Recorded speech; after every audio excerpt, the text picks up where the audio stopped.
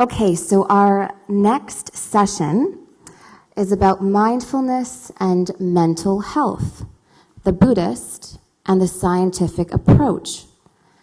There are two paths, but do they lead to one destination? How does the practice of mindfulness improve physical and mental health? The Buddhist contribution to mental health through mindfulness methods will be addressed, as will new research findings on mindfulness-based stress reduction in the treatment of anxiety and depression. Our first speaker will be Dr. Norman Farb. Dr. Farb is an assistant professor in psychology at the University of Toronto at the Mississauga campus, where he directs the Regulatory and Affective Dynamics Lab. He is a fellow at the Mind and Life Institute and is a leading researcher in the neuroscience of mindfulness. Today, Dr. Farb will talk about the recent advances in mindfulness-based stress reduction and mindfulness-based cognitive therapy programs for the treatment of depression and anxiety. So please join me in welcoming Dr. Norman Farb.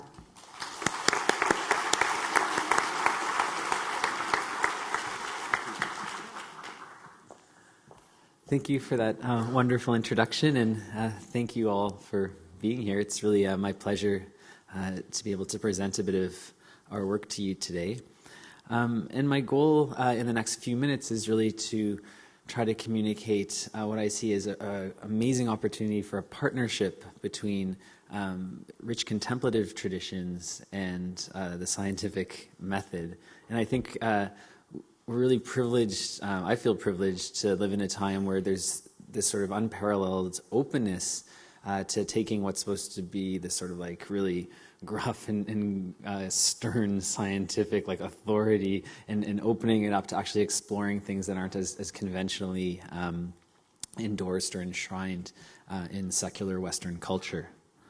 So I want to sort of frame the next few minutes in terms of these three kind of questions, the first of which being, why would we want to use neuroscience? Like if you're really a committed Buddhist or contemplative practitioner, why might you want to listen to a neuroscientist, or what can a neuroscientist do for you? Clearly there's some interest because we have this panel today and tomorrow and you're here. So I wanted to sort of step through some of my perspective on where that partnership can begin.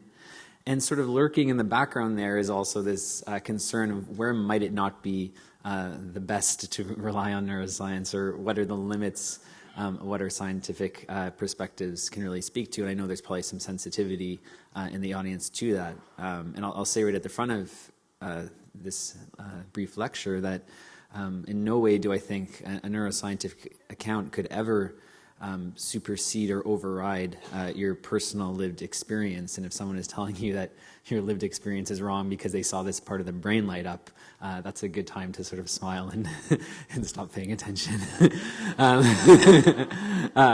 But that doesn't mean that there might still be some ways that neuroscientific findings could challenge or inform your understanding or how you contextualize your personal experience. And I really think that might be kind of that middle way where we can find a partnership. And that sort of brings me to that final question. So what's practical? Like, other than showing some nice brain pictures of things lighting up and turning off and so on and so forth, can you really get anything practical out of the type of research we're doing and hoping to do? So one thing I would sort of suggest when thinking about how science can engage with contemplative practices is to think about your contemplative practices as being sort of functional processes, right? Like so that in some ways the reason that we engage in a contemplative practice is that there is some sort of problem we're trying to solve or some sort of project that we're undertaking. And I know there's a lot of non-striving aspects to contemplative practices, but I think it's also important to understand that there is still a deep yearning for change that's motivating these practices, and that's not the same thing as striving for a particular mental state while you're in the practice, right? There can still be a broad passion to have things change in your life and the lives of others and the world and beyond, without that being equated with just like striving and wrong practice in some way. And if we can get a handle on what that broader project is, what each one of us might be up to, and it might not be the same for each person, now we start getting into the arena where science, I think, can start to play together with contemplative practices, because there's a desired sort of longitudinal outcome, even if we don't know exactly what it's going to look like or how we're going to get there. And I think that's really where neurobiology, neuroscientific accounts can offer something, as opposed to trying to tell you, the type of qualitative experience that you ought to be having. So just a metaphor to help maybe clarify that idea. And I was told by Philippe yesterday, I don't know if the bumper sticker should say Mahayana on it. This is mostly a Theravadan crowd. Sorry. And thanks, Philippe, for that joke. But you could think of any sort of contemplative practice as, in some way, being a vehicle that's supposed to get you somewhere. And if you're willing to sort of go along with me with that metaphor, there's going to be some aspects of that vehicle that are absolutely central for you to reach that destination, right? So if it was a car, you're not really going to get that far without an engine, but the cool spoiler on the back that makes people go ooh, wow, that car must be fast. That might not be as central to the mission. And depending on where you're trying to drive or what you're trying to use that vehicle for, you may have a different sort of taxonomy or understanding of what those central features are and which features are superfluous. But I would sort of pose the idea to you that it is an empirical question, what is central and what is superfluous in those features, right? From a scientific perspective, you could take this thing called a car, imagine you've never seen a car before, and be well, what happens if we take these window things off? Does it still get me there? And yeah, I get more bugs in my hair, but I get there. If I take the engine out, does it work? Oh no, it doesn't work at all then. So that's sort of the idea, and admittedly it's a crude, maybe mechanistic account of what contemplative practices might be doing, but if we can sort of hold practices accountable to achieving certain outcomes, again, not necessarily in the moment of the practice, but over the course of time, of perhaps days, months, years, lifetime of practice, then we can start to ask that question, what are the central and what might be the more superfluous or aesthetic or cosmetic features of these practices? And I think that can be a really rich place for a conversation between someone well-versed in what the sort of contemplative standards are and this sort of scientific exploration and testing of those accounts. Right, so really boiling down to what features affect our ability to get from A to B, and holding in mind that we may have completely different intuitions about where we want to drive. Right, and so when we study things like mindfulness-based stress reduction or mindfulness-based cognitive therapy, these are kind of secularized, 8-week manualized clinical interventions, and the people showing up to do these courses, it's in the name of the course. They're trying to get some relief from stress. They may not be trying to completely decondition their perception or liberate themselves from the chain of causality, right? So the types of questions you might ask about the efficacy of a mindfulness-based stress reduction course might be different than you would ask about what 30 years of a particular contemplative tradition is going to do. So I think there's 3 main areas I want to highlight where neuroscience, neurobiological accounts are particularly useful. And I think they get more pithy, more meaningful as we go down the list. But I'll start with this idea of just that they do help to support and in some ways translate or validate qualitative accounts. So you personally don't need someone to tell you that your direct experience is real. But if you're trying to convince someone else that you had this kind of experience, in that moment, I really felt that there was no separation between me and another person, so of course I was able, to care for them despite the situation. You can be talking about this authentic story and someone else can come back and say, well, no, I think you just wanted to look good. They could try to override your account. I don't believe that there's such a thing as real lack of separation between self and other. And so this is something we could actually test, right? And to the extent that we can show some sort of quantifiable evidence, especially if it's brain evidence these days, oh man, it's nowadays if there's a brain picture, actually there are studies that literally show if you have a brain picture in a scientific article, people just believe it more. So it literally has, I shouldn't say literally, it has a currency to it, right? That may help you at least begin a sincere conversation with someone who is very skeptical about the types of things that you're up to. So an example of that in my own research, probably the most famous thing that I've done so far, is we try to validate the account that I think a lot of people have, that there really is something different to be in the moment, as opposed to be ruminating, thinking, analyzing, judging, justifying experience. Like, it really feels like it's qualitatively, it's just a complete different shift, right? I don't know if it's at the level of, a jhana state, but it's different to just to drop into the present. And so if that's true, and it's sort of replicable, like people are getting expertise at being able to drop into the present, we should be able to observe that in terms of brain states. And so we were able to show that when we asked people in a brain scanner, in a functional MRI, to spend time judging these self-descriptive trait words like honest, dishonest, happy, unhappy, and we contrasted that against a period of time while they're in the scanner, and we asked them just to notice the full breadth of their experience, their body sensations, their feelings, and their thoughts. We could actually start to distinguish between those two types of states, the judging state, the analytic state, versus this kind of sensing, open, experiential state. And what's more, we found that people in general are very good at going into that kind of judging state. And in fact, if you don't ask people to do anything in particular, they go into this kind of judging state. And when you ask someone who has no contemplative training to go into this kind of sensing open state, what that means for them often is just turning down the dial on that judging state a bit. So that same brain network here along the midline of the brain gets a bit quieter. But you don't see something new showing up. But when we do that same sort of paradigm with a group of people who've completed one of these 8-week mindfulness-based stress reduction classes, so they're supposed to practice about an hour a day for each of the 8 weeks. They meet once a week in a group setting to learn different practices and sort of share their experience. Well, these people could judge, as you might imagine. They didn't forget how to judge in 8 weeks, and they can turn down the judging network. But they also show the activation of this right lateralized network in the brain that accounts for representations of what's happening on the surface and inside the body, and also some prefrontal regions that might help with attentional control. And they're able to stably activate these regions even in the context of seeing these trait descriptor words. So we're able to help to validate or at least translate other people's reported experiences, being able to sort of drop into the moment and have this ongoing momentary updating of sensation that runs parallel to the thoughts that inevitably pop up, and show that with some practice, with even 8 weeks of practice, you can hold on to that state sustainably enough that we can observe it in a brain scanner. And so that opens the door now suddenly to looking at, to go to a hospital administrator or someone who's coming up with a policy decision or a funding decision and say, there's something quantifiably different about these people when they go through mindfulness training, right? They're able to have more control and more flexible orientation of how they relate to their experience. That second kind of account of why neurobiology or neuroscience might be useful is that it actually helps us get beyond self-report. And I think a limitation, if I can be a little bit provocative, of standard contemplative practice is it's heavily reliant on self-report and insight. And so if there are things going on sort of below the surface that a person doesn't have insight to, it's very hard to measure that.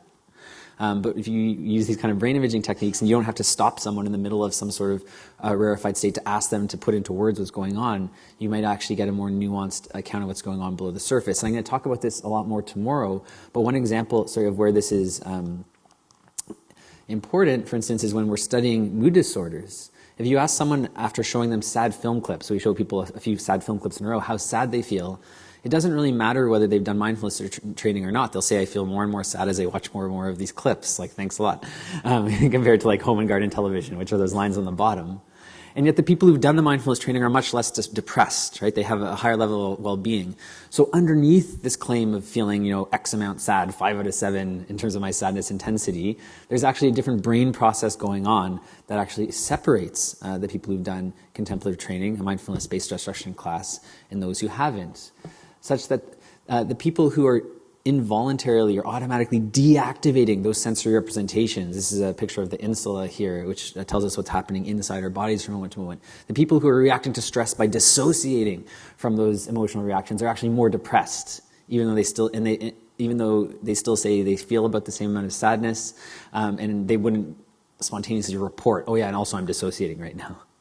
And so we can actually see that there's something to learn about what it means to be well in the face of sadness versus perhaps in a less wholesome state, an unwholesome state in the face of sadness, by peeking sort of below the hood of the car, you're looking inside people's brains and seeing, well, how is the sadness represented? If it's represented completely conceptually to the exclusion of momentary updating, that seems like it's really bad for you. And the final thing I think that we're sort of moving towards is as we get better at measuring things like, body awareness, how you measure body awareness in the brain, or how you measure, the effect of labeling experience in the brain, or how you measure meta-awareness in the brain, we can start to actually put these pieces of measurement together to test more complex theoretical models, right? And we don't have to come up with these models as scientists. This is where this is such an amazing opportunity. There are really rich descriptions of mechanistic models of what's supposed to happen in contemplative practice. And here's my own sort of stumbling understanding of, a cursory reading of the Visuddhimagga, that you have this kind of like awareness of feelings.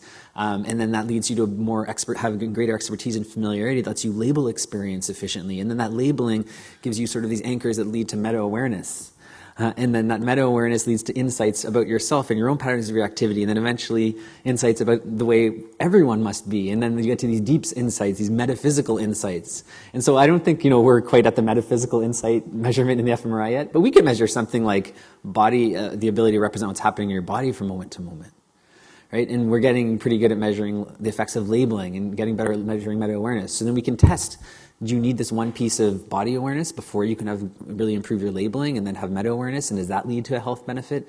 So as we get better at sort of figuring out even what the pieces are, we can then use a scientific method to test how they fit together.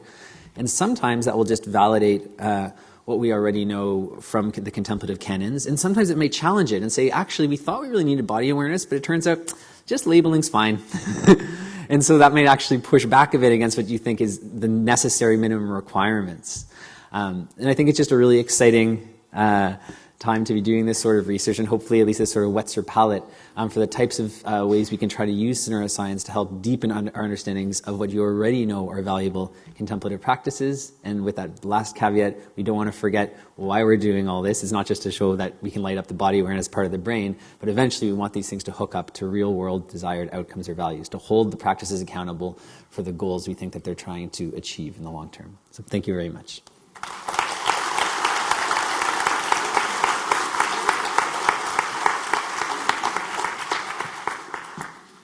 Thanks so much for that, Dr. Farb. The next speaker that I would like to introduce is Dr. Philippe Goldin. Dr. Goldin is a clinical Oh, okay. No, totally fine, totally fine. Well, the next speaker I would like to introduce then is Dr. Sara Lazar.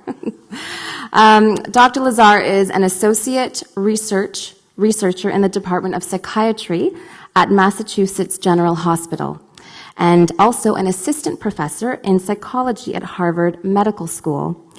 Her research focuses on the neuroscience of yoga and meditation and has been covered by the New York Times, CNN, and displayed at the Boston Museum of Science. And today, Dr. Lazar will be talking about the Buddhist contribution to scientific research on mental health. So please, let's welcome Dr. Sara Lazar.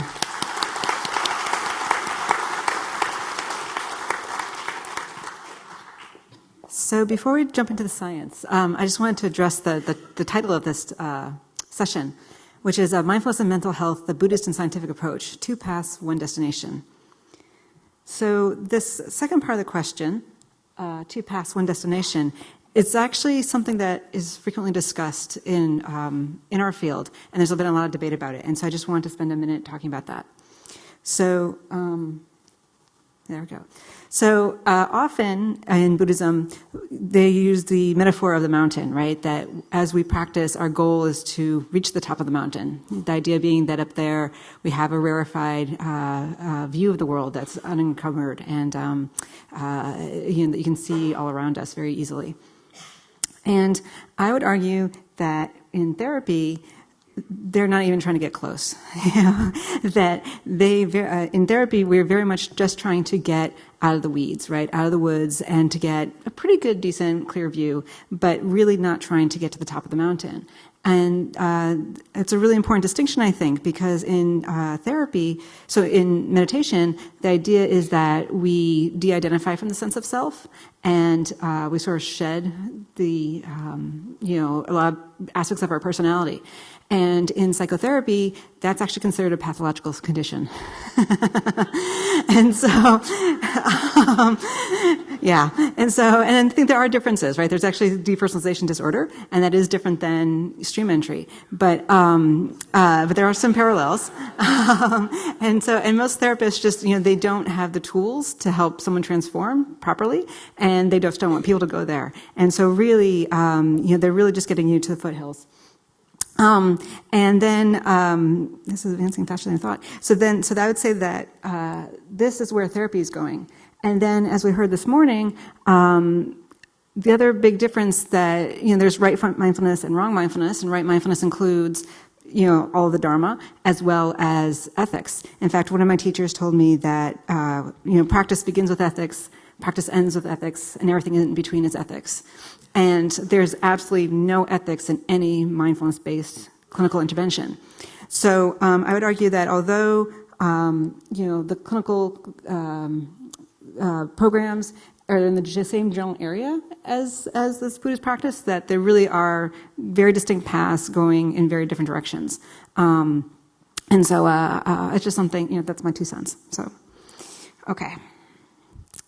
So today I wanted to talk to you. So there's been many contributions of mindfulness to mental health. And so we heard this morning a little from Norm about in the context of sadness and depression. And so I want to talk, we've done a little bit of research about in the context of pain. And so I want to show you some of that research. So there's 2 components to pain. So one component is the intensity and the quality of it. So, is it tingling, throbbing, stabbing, that aspect of it, and how intense is it? And then the other part is the unpleasantness.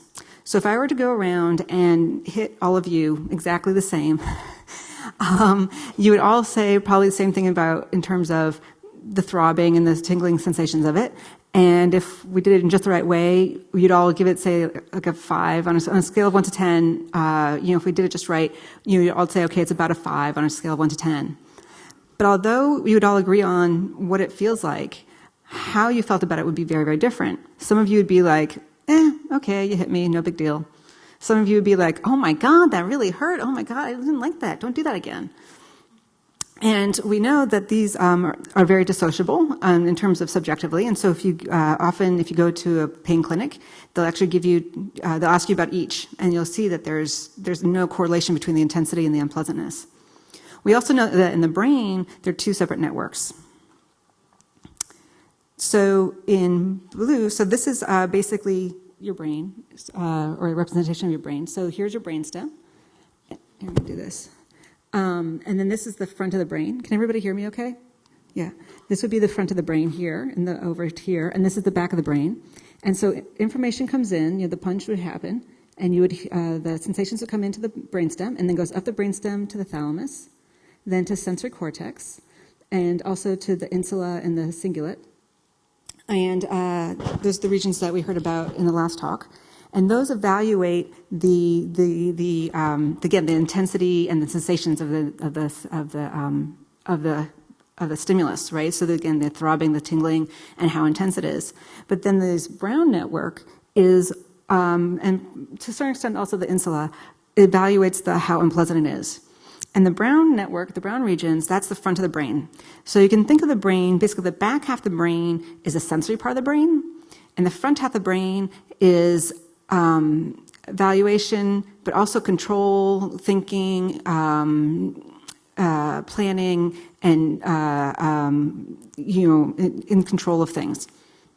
And what we know is that there's many different types of ways of regulating pain. So one is distraction, right? So if I flash something on the screen right before I hit you, and you're distracted, the pain won't be so bad. I can modify your expectations and tell you, oh, this isn't going to hurt so bad. We can talk about reappraisal, so the idea of no pain, no gain, right? Or okay, if I give you the shot, immunization shot, this is going to help you prevent you from getting sick. Then the pain won't seem so bad. Or I can do placebo. I could put a cream on, just like some hand cream, but tell you, oh, there's something in this hand cream, and that's going to prevent you from feeling the pain. And what's interesting, with all 4 of those forms of emotion regulation or pain regulation, they all look the same in the brain. In all those cases, what happens is that brown network in the front of the brain literally shuts down the sensory part of the brain, right? And literally tells the front half of your brain, literally tells the back half of your brain, just don't feel it. So now we wondered, okay, what about meditation? We know that with meditation, that if any of you have sat, you know that often when you sit quietly, your leg starts to go numb and your back starts to cramp up, and there's quite a bit of pain. And the instructions are, okay, just be aware of it, be mindful of it, and try to just bring your attention diffusely around the area, and to accept it and be okay with it. And so we thought, okay, well, so what does that look like in the brain? So what we did is we recruited 17 long-term practitioners of Vipassana meditation, mostly in the Goenka tradition. And on average, they had about 6,000 hours of practice. So these were not monks. These were just people like us who happen to practice a lot. And then there's 17 controls who are matched for age, gender, and education. And what we did is we put them in the MRI scanner, and it was actually a very mild electrical shock. So we didn't punch them, but we did give them a very mild electrical shock. And so during this first part in the green, they were told to either be just normal awareness or mindful awareness. And then there's a 40-second period during which they were shocked 3 times, just randomly during this. So they didn't know when it was going to happen, and they would be shocked.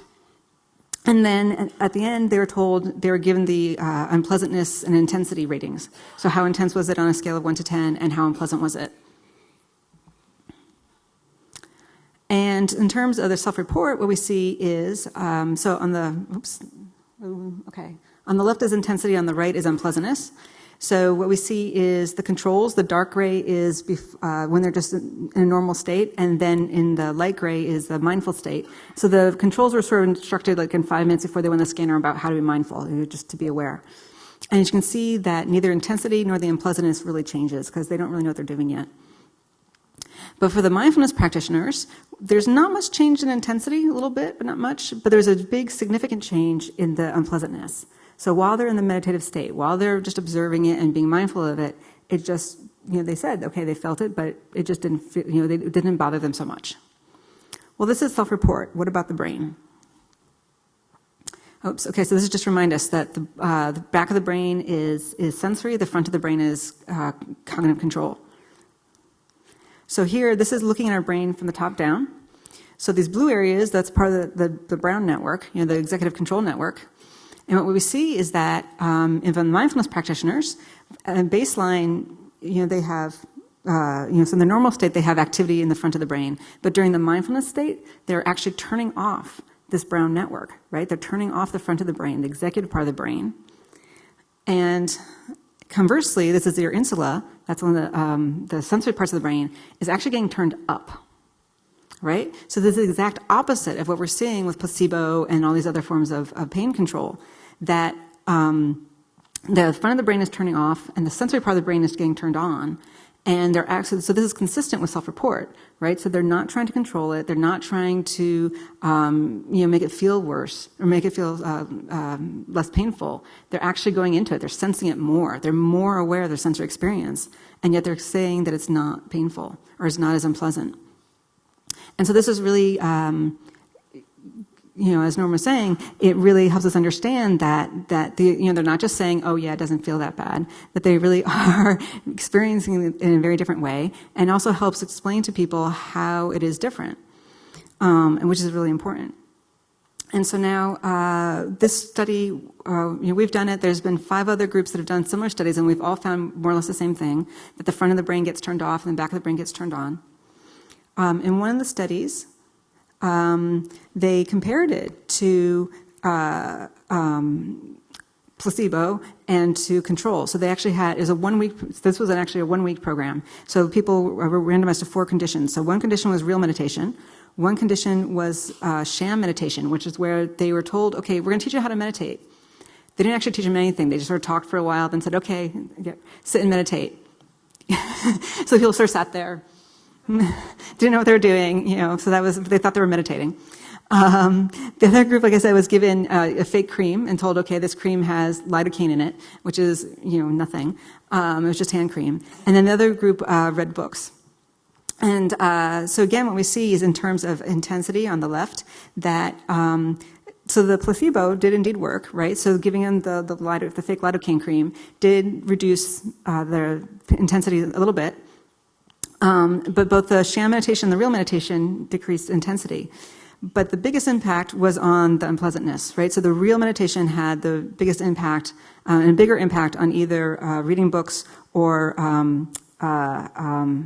the lidocaine, the fake lidocaine cream.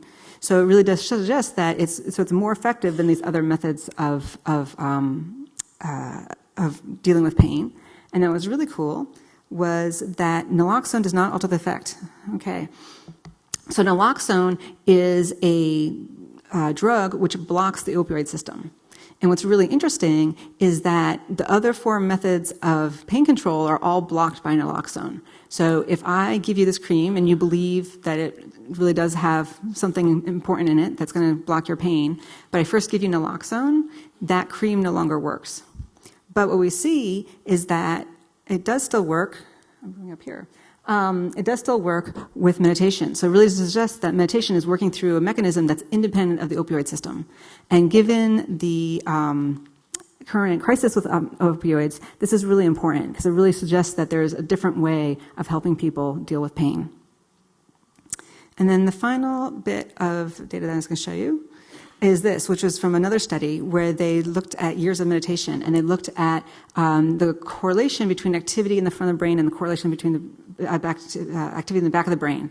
And what they found is that the disconnect between the two was correlated with the amount of experience. The more practice you had, the better you were at disassociating the front of the brain and the back of the brain. And so the better able you were at, sort of being able to feel it without trying to control it. And so that's it. Thank you very much.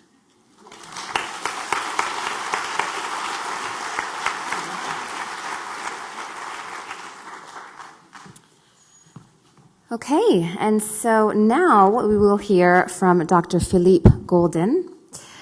Dr. Goldin is a clinical neuroscientist and associate professor at UC Davis. He teaches and conducts research in the areas of health promotion, clinical psychology, and cognitive affective neuroscience. And today, he will be talking about the science of mindfulness in mental health. A warm round of applause for Dr. Goldin.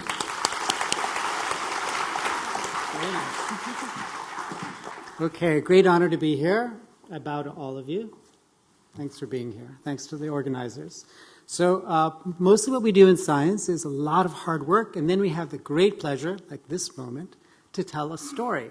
So I'm going to share a little bit of what we're doing in my lab, but I also, in this case, I'm going to be a little different. I'm going to ask you to participate, and I'm going to guide you in very brief contemplations so that you can bring your own experience, and then we can look at what's happening in the brain together. So right this moment, you don't have to change anything. Just shift your attention to your breath and literally slow down and notice the sensations of your breath, the quality of your mind. No evaluation, no judgment. That's it. So, the motivation for this talk, and much of our research, and I think we speak for many of us, both in clinical and in contemplative practice, etc., is really to go from left to right, from a state of mind that is full of angst, suffering, confusion, self-doubt, to a mind that is really vibrant, elevated, innovative, lucid. But how do we do that? Well, this talk is one half of two talks. The other half of this path I'll share with you tomorrow. But this is just a kind of an idea of way of structuring this. Most practices, be it psychotherapy or contemplative practices, really start with attention. So what we know is that there are many different factors that influence attention. They could be top down or bottom up. Did I sleep well last night, etc., or not? Or am I motivated to pay attention? Well, interestingly, when we are not paying attention to what's important in the moment, and this is a very nice study that was very influential from science, basically showing that when people's minds are not on task, but instead wandering off, mind wandering, that actually the mind tends to gravitate towards things that are unpleasant. So this is very important to understand, that when the mind is not in a more focused state, it tends to drift into states of mind that are not happy. So moving further, so what? Does this have a neurobiological effect? So a friend of mine, Alyssa Eppel in San Francisco, UCSF, found that people, and you see in the red circle, people who report their mind wandering a lot actually have much shorter telomeres. These are the caps on our chromosomes that is a biological marker of when that cell is going to die. And not only that, when we are going to die. So stress, negative thinking, inability to deal with conflict actually begins to reduce. And in this case, she found that people who reported lots of mind wandering, these caps on the chromosomes, the telomeres, got shorter, shorter, shorter, shorter. So this is a mind chromosome body neurobiological relationship. Very fascinating. So how do we begin to shift? We learn how to focus our attention, and then we become aware of emotions, emotion awareness. So just for a moment, shift your attention to the sole of your left foot. Just notice if there are any gross or subtle sensations. Well, if we extended that further, if we had time, to emotions, different emotional states. And I love this study. And what basically they did is they asked thousands of people to create a map of where they feel sensations in their whole body, in different parts of the body, for different specific emotions. The body is a continuous source of information. Sensory experience is a source of information about how we and others, empathy, are doing from moment to moment. So you can see there's a lot of differentiation of different specific states, mental states. So how do we begin to understand this neurobiologically or in the brain? Well, in a given moment, I forgot this. This is also very important. Tanya Singer. Body awareness is very important because it turns out that research is showing that body awareness is a basis for emotional awareness. Emotional awareness is a basis for having empathic resonance or concern for others. And this is a study by Tanya Singer, one of my favorite neuroscientists in Germany, in the world, showing, and this is also very influential, showing that when people are in a state of mind of recognizing the pain and suffering in others, there's a very reliable network of brain regions that are activated that can be replicated again and again. So when you really are in a state of mind that is recognizing the pain and suffering, physical, even emotional, of others, we can actually see it in the brain, in this network, which is called the salience network. More about that probably tomorrow. So here, the brain has been sculpted through evolution to be exquisitely sensitive from moment to moment to pick up signals, real or imagined. So even if I go boom and there's a threat, within milliseconds, there's a whole cascade of activity, in this case, that shifts your affective or your emotional state within milliseconds. And we can actually see that in the brain in a distributed network that supports the ability to have emotions, and it's called emotional reactivity.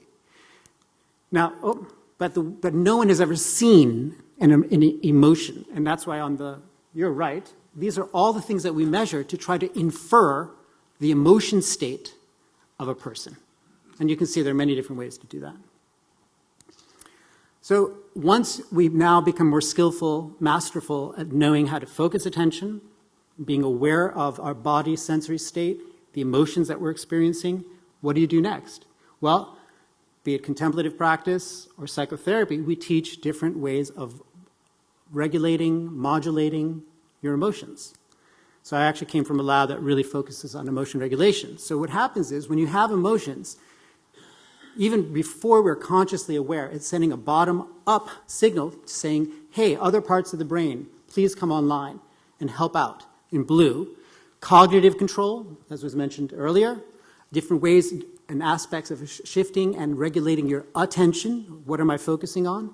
And when this system is working well, what you see in blue, cognitive control areas, attention regulation areas, exert a top-down influence to either increase emotion, decrease emotion, modulate the emotions. In human animals that we are, there are at least two and probably more other kinds of psychological functions. The way we view ourselves influences how this system works.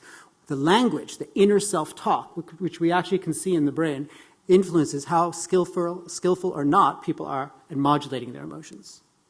So the whole idea is, can you become masterful at regulating these different psychological functions that already exist in the brain, they're instantiated in the brain, and go from angst, pain, to becoming masterful, skillful. Meditation, bhavna, in Sanskrit, to cultivate specific qualities and to gain familiarity, insight into how this research lab, which is free, you don't need a grant, this mind-body actually works, which I love to sing. So mindfulness here is like the flagpole. Doesn't matter how turbulent the outer and inner world is, it's a steadiness, a solidity, a ground. So here are just a couple of things that, to contrast these two different approaches. Cognitive behavioral therapy, which is the gold standard form of psychotherapy to treat anxiety, depression, etc.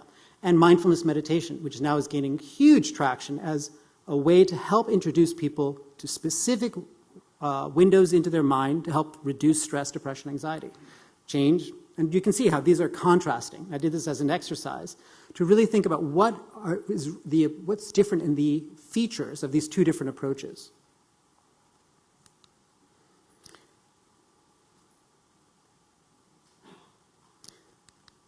So, just for a moment, close your eyes. And I'm going to guide you for a moment. And I want you to be the scientists that you are and notice what happens as I say this. Notice what happens in your body. I'm not okay the way I am. Something is wrong with me. People can see that I am anxious. I will never change. Just notice how that makes you feel. Some people, that is their experience 24/7. Maybe not when they're sleeping. So now that you can open your eyes, using fMRI to probe under the hood of a car, so to speak, to go actually under the skull and look in the brain, we can see reliably set patterns of brain imaging patterns of different networks that support conceptual self-view, self-referential processing, emotional reactivity. The brain, part of doing brain imaging in neuroscience is to allow the brain to manifest patterns and forms and shapes that help us understand. So given that we now can see when a target, which is these different regions that have to do with distorted view of self, overuse of language, maybe amygdala, emotional reactivity, what do we do next? Amygdala, in that red circle. So I'll pass that, but I'm going to go just directly to a finding, which is looking at this right dorsal amygdala. We did a study with people with anxiety disorders, and we did fMRI pre and post. And here what we did under the black bar, react, is giving them their own negative self-beliefs about themselves, spinning, spinning, spinning. And that you can see is the black solid bar. And what you see is that it actually increases over time. And then we give them the cue to shift attention to the sensations of their breath, just at the tip of the nostrils. And a couple of things I want to point out. Fast forward 3 months later, after 2 months of mindfulness meditation practice, the first circle, there's a peak. People who do mindfulness meditation may actually experience greater emotional reactivity initially, followed by a rapid return to baseline, greater flexibility. So now, just for a moment, close your eyes again. And again, this notion that I'm not okay the way I am. Something is fundamentally flawed. Now shift to reappraising that, reinterpreting that. That's just the neurons in the mind producing thoughts. Nothing more real than just neurons firing. It's just a thought. It's temporary. It's not any more real than anything else. Now open your mind. Open your eyes. So that's called cognitive reappraisal. We can also see how that specific strategy is instantiated in the brain. We actually have very reliable patterns that show the prefrontal cortex, as was mentioned in the previous talk, that really demonstrate cognitive control, language, logic, reasoning, perspective taking. We can actually see that manifesting, those qualities instantiated in the brain. So now again, click, click, click. Close your eyes. One more thing, we're almost done. I'm fundamentally flawed. I'll never be masterful. I'm extremely limited. Why am I so stressed? Now shift to just leaning back and simply noticing for the next few seconds anything that appears in the mind or in the body without grasping and without pushing away. Simply hovering awareness, dropping in and noticing, observing, being with. No energy or effort to push or hold on. Now open your eyes. So for lack of a better term, decentering, radical acceptance. And we can actually now begin to see that in the brain. This is with 35 healthy adults, and now to actually look at where in the brain pattern is that similar to cognitive reappraisal, where is it different? And how can we distinguish between those? So when a person enters a state of decentering from something that's intense emotionally emotion-inducing, what can we see? So the punchline here is, come on, computer. I like to call it WD-40. So that when we do these contemplative practices, when we do psychotherapy, it loosens up the grit of these overused neural pathways just enough to be able to allow different techniques and learning to open up the mind. One insight and wisdom arises from that, and I simply want to say thank you for your attention.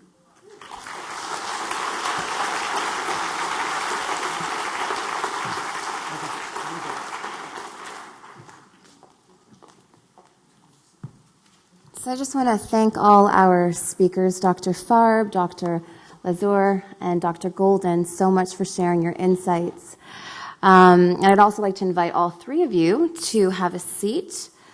And now we are going to have a Q&A session. So if there are any questions, there are, I believe, microphones set up.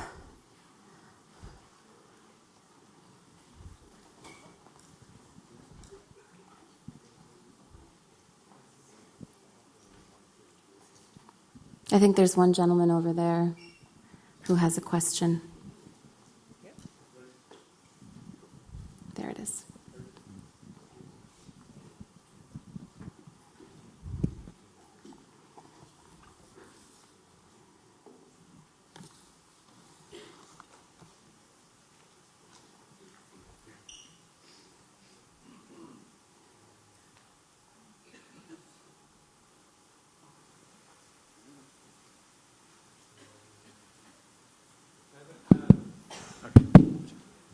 I have a question for each of you, actually.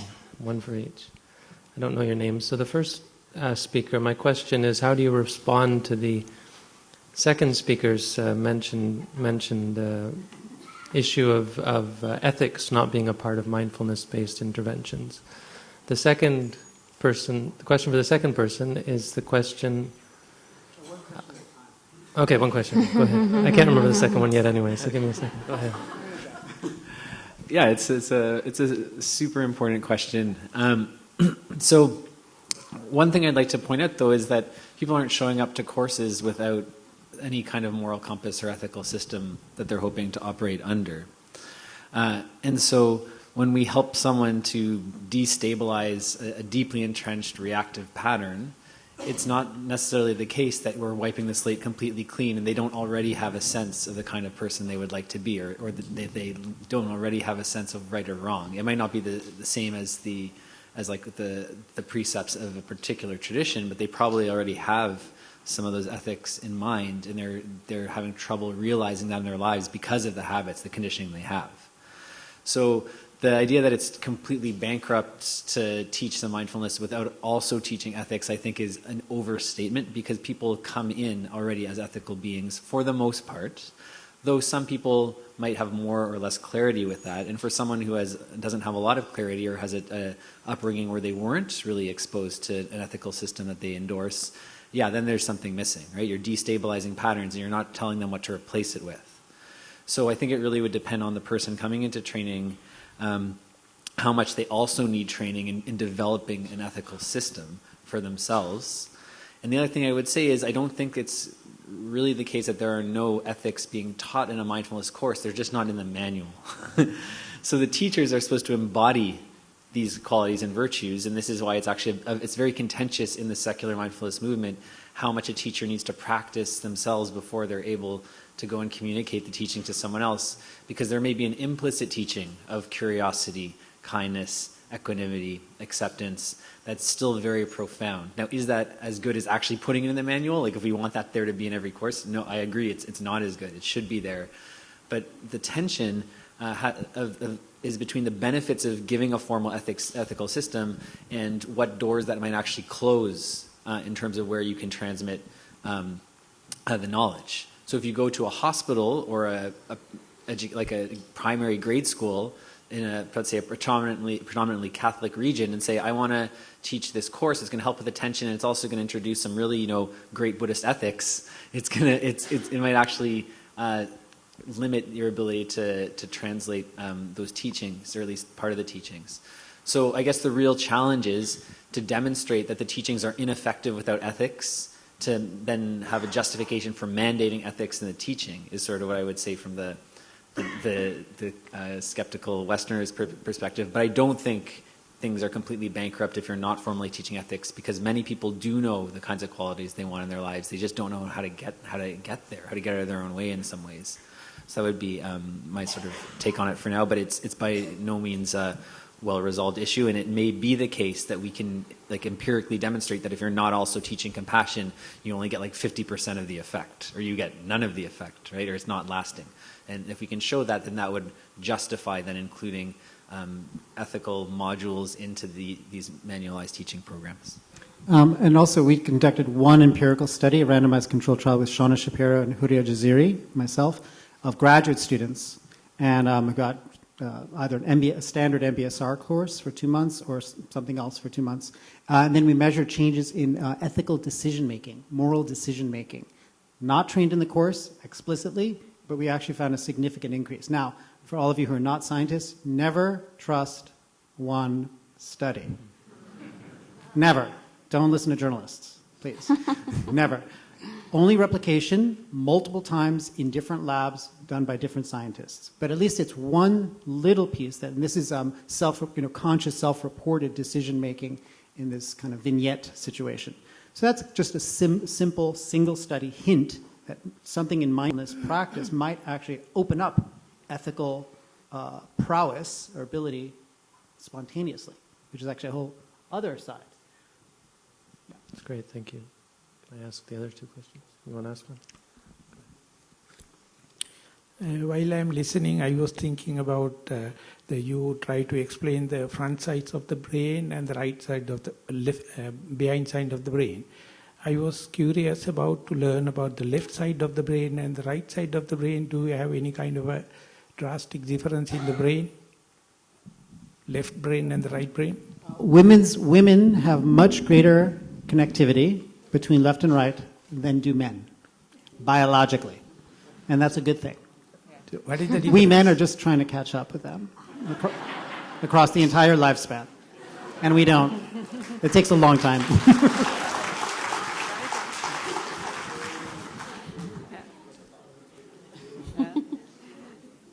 So in what kind of context? So yes, we know that some functions are more on the left, some functions are more on the right. Meditation seems to impact both, but it seems to be more on the right side of the brain.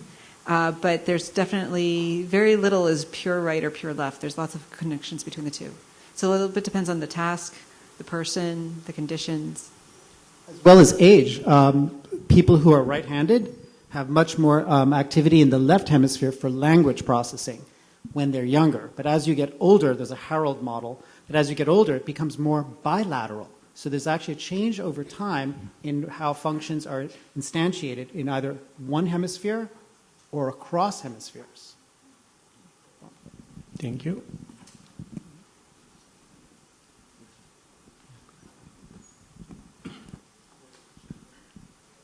Yeah, my name is Nihal Vikramasuriya.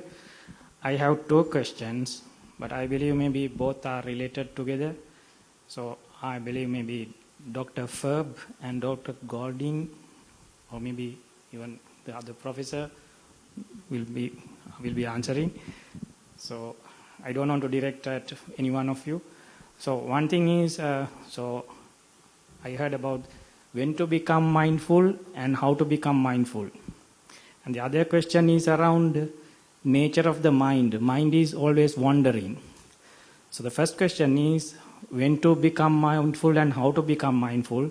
Because then I do practice meditation and I try my best to be living in the present moment. But at the same time, but I work in an organization, then I have to prepare for presentations, which is going to happen in 2 weeks from now or 1 month from now.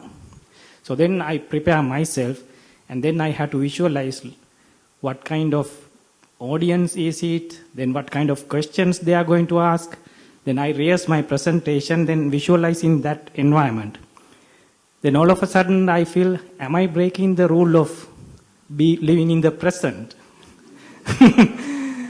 So that then, if I do that, then I feel that I'm not trying to make my mind to be creative and then activate the creative aspect of the mind. So that is one thing. And the other thing is about the nature of the mind. Then as I learned and as my experience, mind is wandering. Mind has a habit of wandering. And then when I do meditation and I go into deep meditation, so I bring that and then try to focus on a limited thing or limited area or about my breath. But all of a sudden, my mind starts wandering again. Then again I call back. And then again I am thinking, am I doing something wrong? Because mind's habit is wandering. Like a child wants to play around. So I'm not asking the child, don't play, come and sit here. So I'm getting confused, so I just want some answers from you. Loop meditation. I'm not joking, actually, I really like that. Just one brief thing. At Google, we developed meditation training programs at Google, and the Google employees are always like, yeah, we love it, we want to do it, and but we're too busy. I'm like, how many times do you drink a cup of tea or coffee per day? Oh, how many times do you go to the bathroom? How many times do you wash your hands? How many times do you open a door? Oh, each of those moments you could use as a basis for shifting. So I like to say if you're a jazz musician, you're always listening to sounds. If you're like a jazzy, contemplative practitioner, you use anything and everything as a moment to train the mind. There's nothing that is not the basis for training the mind. In the same way that you mentioned yesterday, anything that appears in the mind, you could see it, love it, appreciate it. So even if the mind is wandering, there's nothing necessarily bad about it. It depends on the context. In fact, some data tomorrow showing that 2 months of compassion meditation, there's an increase in mind wandering to pleasant thoughts. Correct. That might not be a bad thing. Okay, That's thank one you. part, but I don't know. What do you think? What do you think? Yeah, and so this morning they talked about mindfulness and wrong mindfulness, and the third monks talked about how you could be mindful of the past or the future. And so when you're planning your talk it's fine to be, because in this moment you're planning what you're going to do 3 months from now. So that's fine. It's not going to lead to enlightenment, but it's fine to be mindful. And you can develop mindfulness of the present moment, planning the future moment, if that makes sense. Okay, thank you. Yeah, I got the answers. Thank you. Okay, I know there's someone over here who's been waiting very patiently. Please go ahead. Thank you. Hi, I'm Davarin. I'm a physician from Michigan here in the United States. And I have a question for Dr. Lazar. I'm a primary care internal medicine physician, and one of the things that we struggle to help patients with is chronic pain, which for some of the folks in the audience, it's a little different physiologically from these experiences of acute pain you might get from a stimulation and so on. So for folks who are having what we call centralized chronic pain, I'm curious as to whether your understanding of the non-opioid essence of your findings and some of these brain effects it has information in terms of chronic pain management. And as a corollary to that, is there any information on specific types of medication practice that may be more effective for modulating particularly the centralized and chronic pain components? With respect to variations of mindfulness programs that are created, so Vidyamala Barch, Breathworks, UK, they have a variation of the mindfulness-based stress reduction program specifically for pain. She's a paraplegic, and she developed it over the past 30 years, and they have some nice preliminary data from a few hundred people. They have 50 teachers all over the UK. That's a program specifically for chronic pain, but it's not been tested against an active comparison or pharmacology, so there's not hardcore data supporting it. But what do you think about for chronic? And also, I mean, so John Kabat-Zinn actually, the original version of MDSR was actually specifically for chronic pain patients. And then he realized it was helping all the other symptoms, so he expanded it. But originally it was specifically for chronic pain. And there's been other programs, too, for chronic pain. So definitely it is effective. It doesn't do much for the pain. Again, it's more the attitude towards the pain and the ability to deal with the pain, which is important. And no one has done imaging yet of chronic pain as far as I'm aware of.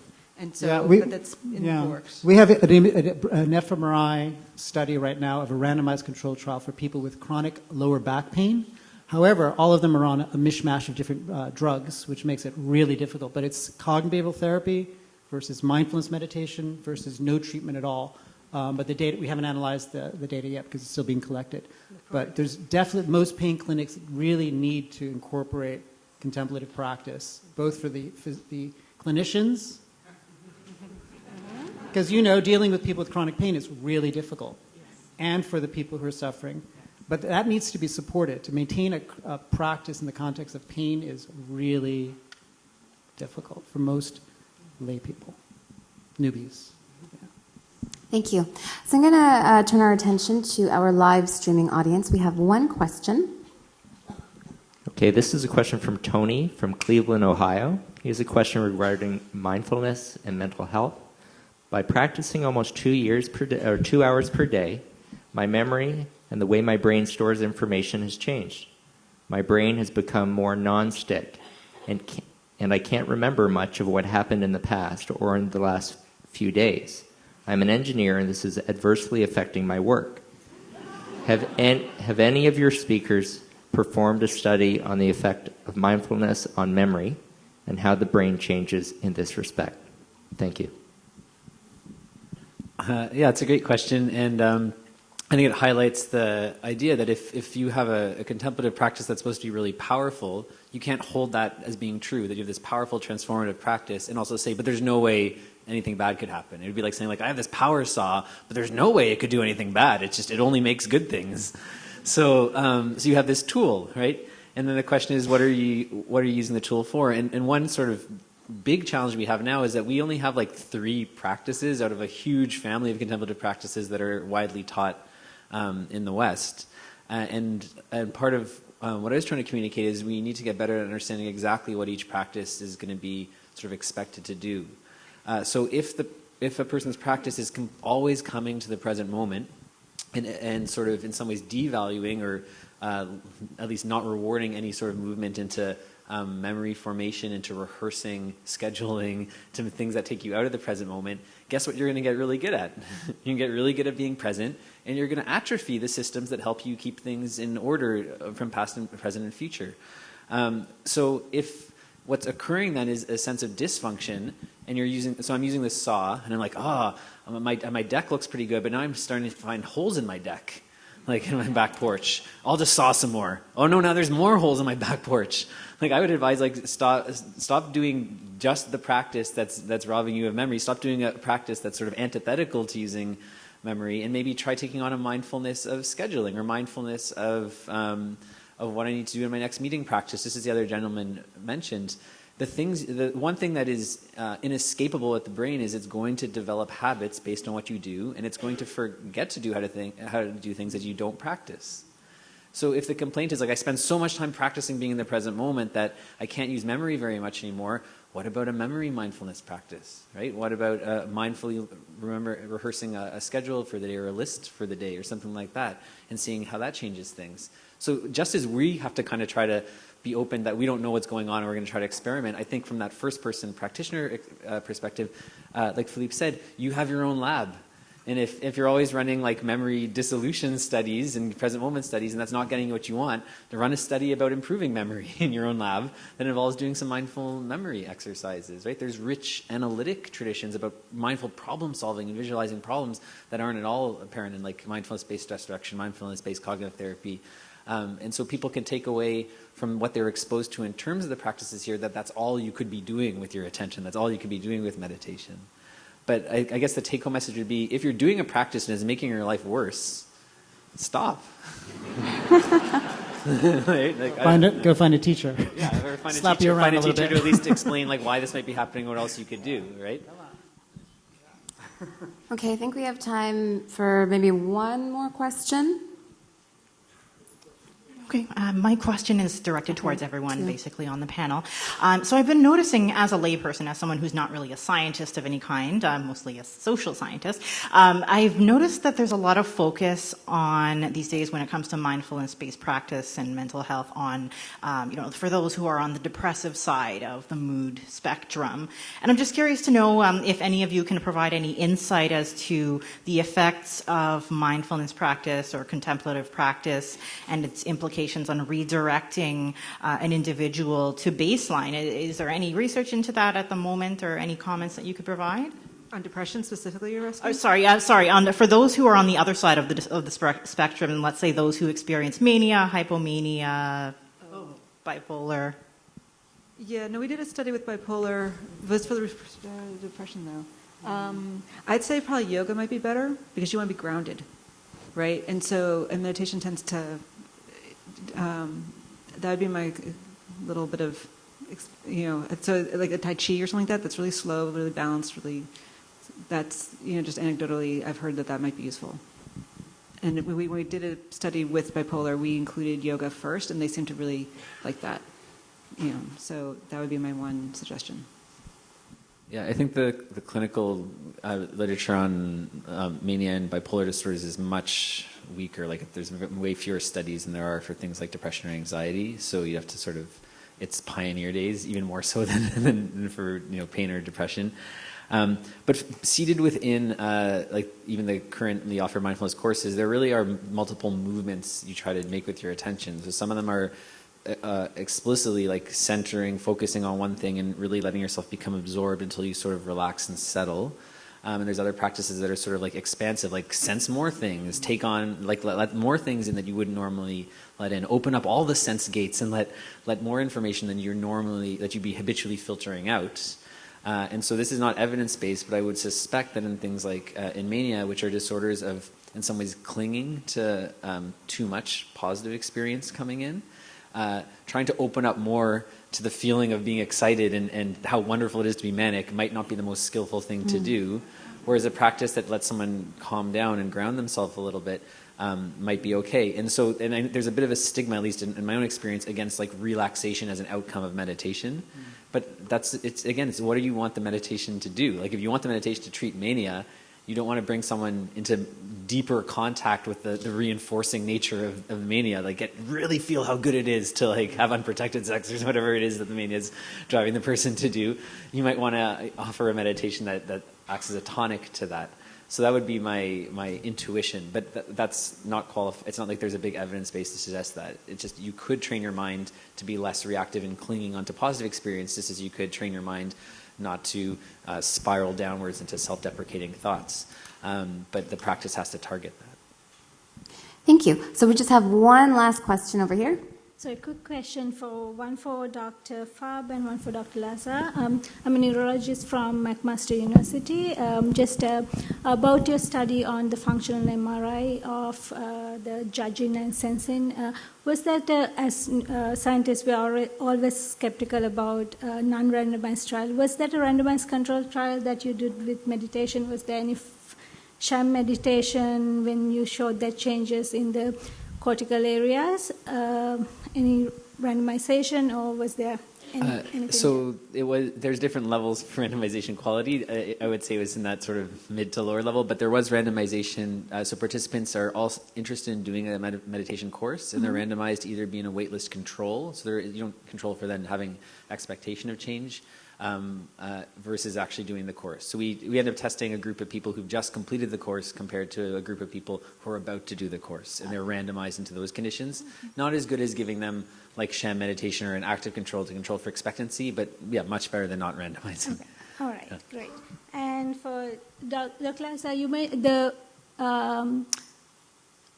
the study of the pain study, there was the insular cortex showed some changes. Was that the same results of the 4 other studies you mentioned? That was really interesting. The 4 other studies you mentioned, there was same changes in the frontal cortex too. The ones with the placebo and yeah, they didn't include imaging, I don't think. They didn't include imaging. But they found the same general idea, though, that there's increase in the sensory cortex and decrease in the front of the brain. Okay, was it in the insular cortex? Right. They didn't mention. I don't remember if it's insular or not. So no, one of the other studies found more the thalamus. And then Fadl Zaidan, I forget where he finds actually. I should know that, but I don't. But I think it was either sensory cortex or insula. I forget exactly. Okay. Yeah. Okay. Great. Thanks. Okay. Thank you very much to all 3 of you, Dr. Farb, Dr. Goldin, and Dr. Lazar. Round of applause.